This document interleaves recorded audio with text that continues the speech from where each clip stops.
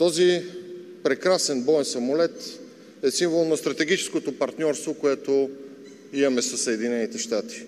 Стратегическо партньорство, което не е само в сферата на отбраната, но в сферата на енергетиката, което създава структурни гаранции за нашата национална сигурност, създава гаранции за повишаване на капацитетът на нашите въоръжени сили, създава гаранции за сигурност в този размирен район на източния фланг на НАТО и Черно море.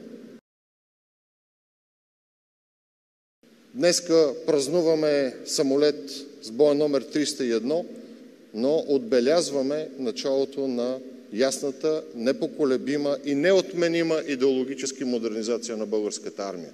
Да ни е честит самолета!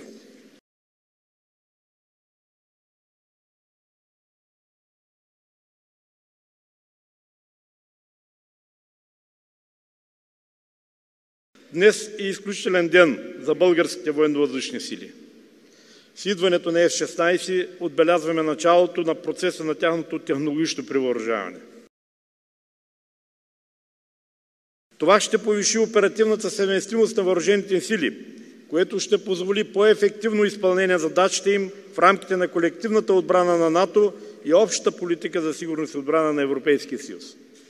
Ускореното технологично превъоръжаване на всички видове въоръжени сили и по всички оперативни домейни е водещ приоритет на отбранителната политика на това правителство.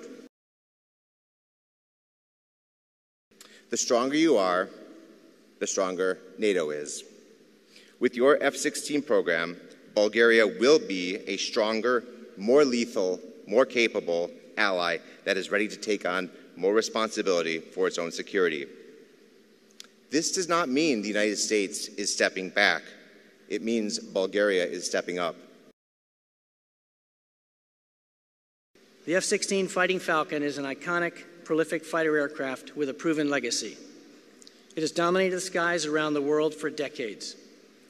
Today, we celebrate a new chapter in this legacy as Bulgaria joins the ranks of F-16 operators, marking a significant step in Europe's collective defense.